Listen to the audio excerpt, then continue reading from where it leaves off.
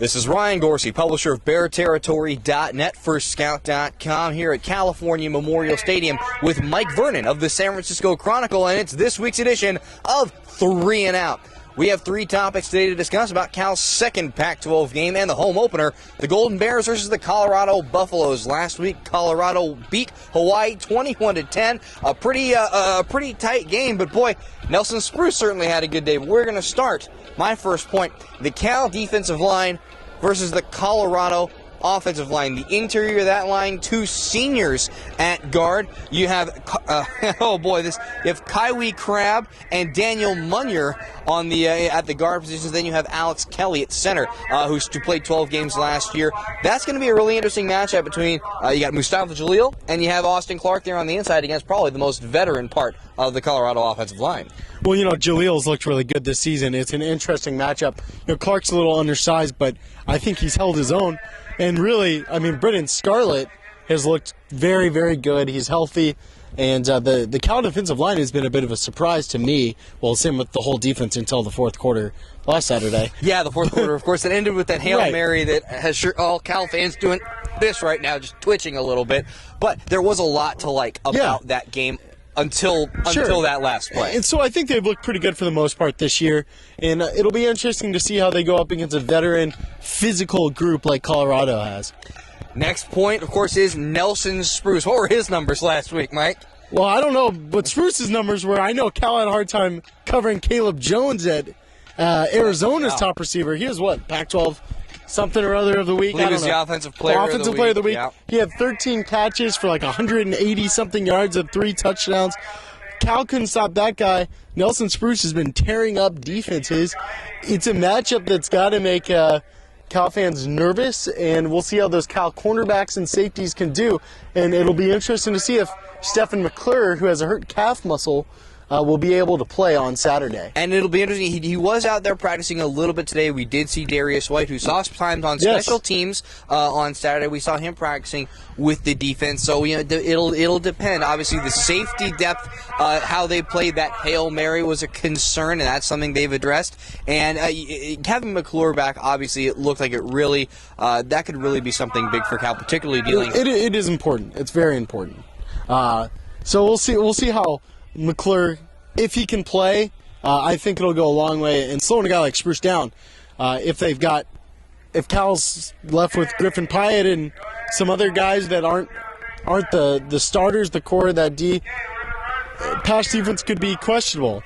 The one thing I did see today, though, and it echoes what I said last week, Avery Sebastian continues to look better and better and better. He brought his feet really well today, really finished really well in run support, so it was good to see that. Talking with Fred Tate, he said that the playing the run is going to be big again this week as it was last week. Colorado does offer some different looks with double tights, but again, you can't bring everybody to the front. You can't bring everybody to the point of attack and leave those outsides open, because Spruce, who's had 3 100-yard receiving games out of the 4 he's played this year, he's going to burn you, and that's something. I think he had over 15 catches last week against Hawaii, so that's going to be a concern for the secondary.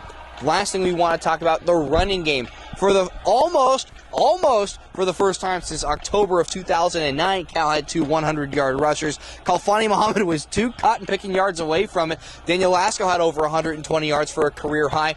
The running game looks like a running game now, and amazing, it was against one of the best rush defending teams in the Pac-12. Yeah, it looks like Cal's coaches have figured out what they want to do with the rushing attack. Lasco early, Muhammad late. They like Lasco. He's more of an every down back, it seems like. He can run between the tackles. Yes.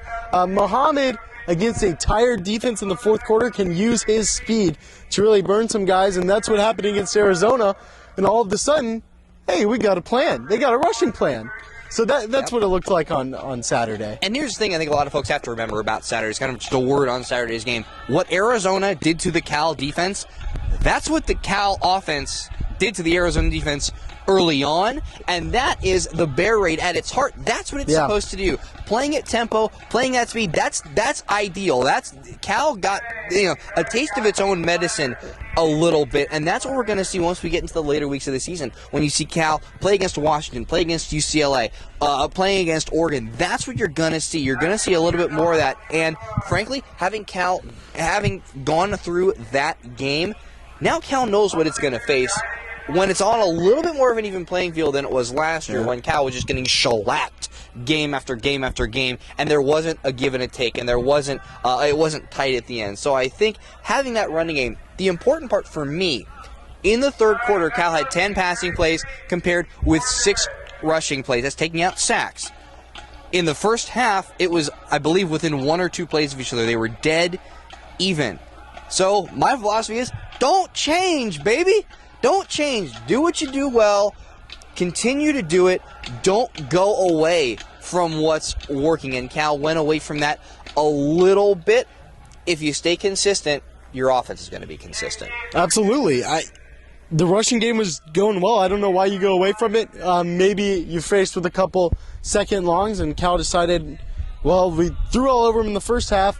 We can do it again now. And they had a ton of success throwing, but a lot of that had to do with the fact that they were running so well. Yep. And it becomes so hard to stop if both things are clicking. Yep. One stopped clicking, and the offense slowed a little bit, and they still put up points and came back in the fourth quarter and ran well. But by then, the wheels had already started turning, Yep.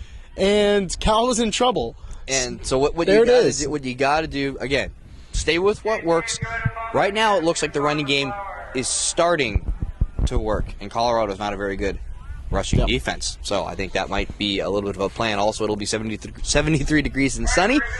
Beautiful Berkeley day. We won't see the return of the glove, the Jared Goff glove. That was present in the gale force wind conditions in Boulder last year. So come on out and join us in Berkeley on Saturday. For Michael Vernon of the San Francisco Chronicle, this is Ryan Dorsey of BearTerritory.net and Scout.com. This has been 3 and Out.